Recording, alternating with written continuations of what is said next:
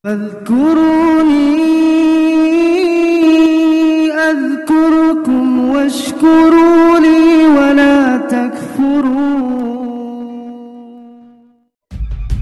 Assalamualaikum warahmatullahi wabarakatuh.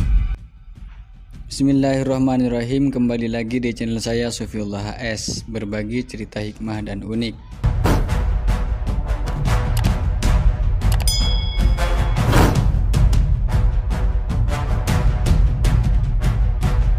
Kiai Haji Maimun Zubair merupakan tokoh besar atau utama yang sangat dihormati. Beliau memberikan kontribusi besar di dalam pengurusan Nahdlatul Ulama. Maka tak jarang banyak rumah yang beliau tempatkan ketika berada di dunia sebelum wafat. Namun bahkan ketika sudah wafat pun beliau juga memberikan nasihat baik terhadap ulama-ulama sepuh yang ada di Indonesia. Hal ini disebutkan oleh Kiai Haji Thoifur ketika memperingati 1000 hari Kiai Haji Maimun Zubair. Kiai Haji Thoifur mengatakan kalau ketika wafatnya Mbah Mun itu terjadi beberapa karomah-karomah beliau yang ditampakkan di kota Mekah. Beliau seorang ulama yang mukim di Indonesia, namun ternyata beliau berpulang ke rahmatullah berada di Mekah, yaitu salah satu tempat yang beliau rindukan ketika beliau masih hidup.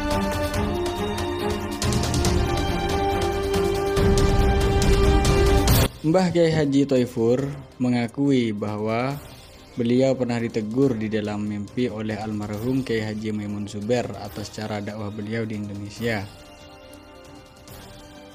Beliau mengatakan, Mbah Mun memang sosok guru dhahiron wa batinan, sampai mimpi pun diperhatikan. Saya baru melihat Kiai Mukim di Jawa meninggal di Mekah, tapi yang bertakziah luar biasa. Itu Mbah Mun. Dari dulu ada kiai meninggal saat musim haji yang takziah tidak ada yang seperti Mbah Mun. Memang karomah setelah wafat melebihi sebelum wafatnya. Tanda qabulul indallah. Qasidah Sa'duna sangat cocok dengan potret Mbah Mun, mulia dunia dan akhirat. Jelasnya,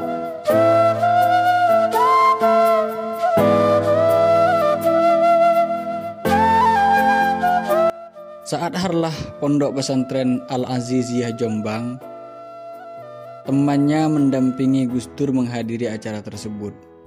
Gus Dur sempat berbisik ke saya, sahabatnya, kalau Kiai Aziz Masyuri penyelenggara acara merupakan orang tekun dan teliti.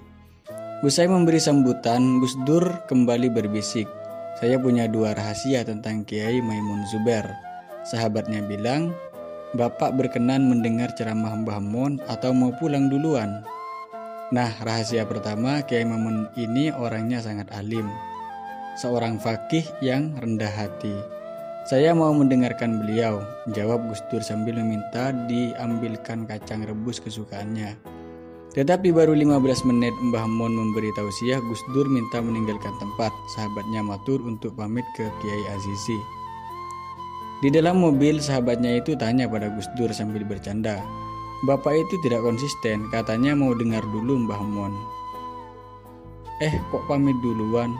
Gus Dur tertawa dengan khas dan menjawab, saya itu selalu konsisten dalam ketidakkonsistenan. Perubahan itu keniscayaan yang harus disikapi dengan cepat, cerdas dan strategis. Lagi pula saya mau kasih rahasia kedua Kiai Maimun Zubair. Apa itu, Pak? Orang itu penasaran. Kiai Maimun ini orangnya sangat pintar, tabahhur bil ilmih, ilmunya menyamudra, tapi saking pintar dan ikhlas kalau memberikan tausiah suka panjang berjam-jam. Anda nggak akan kuat, jawab Gus Dur dengan tawa khasnya.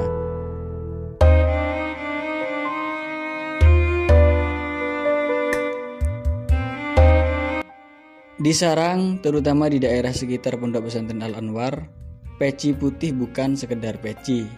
Sekalipun peci yang kamu beli hanya Rp10.000, simbol yang kamu kenakan tidak semurah itu. Ada kepekaan sosial yang tersemat dari peci putihmu itu. Nilai yang jelas takkan bisa kamu beli, sekalipun harga peci putihmu itu sebenarnya berharga jutaan rupiah misalnya.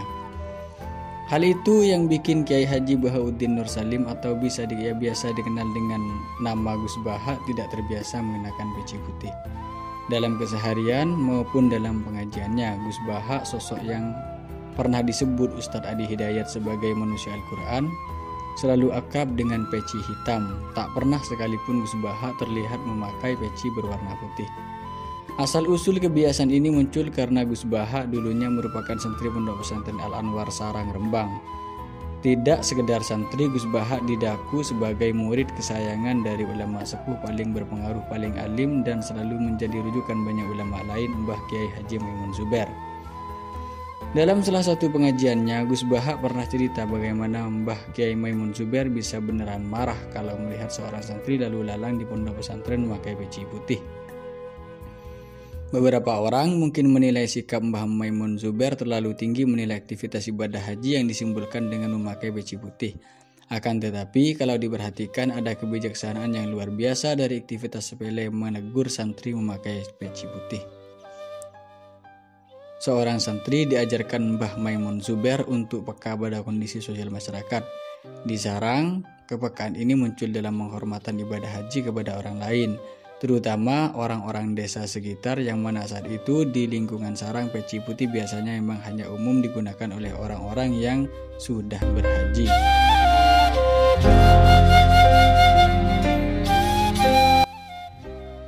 Orang desa sudah mengorbankan banyak hal agar bisa haji, padahal mereka bukan orang yang mampu-mampu amat.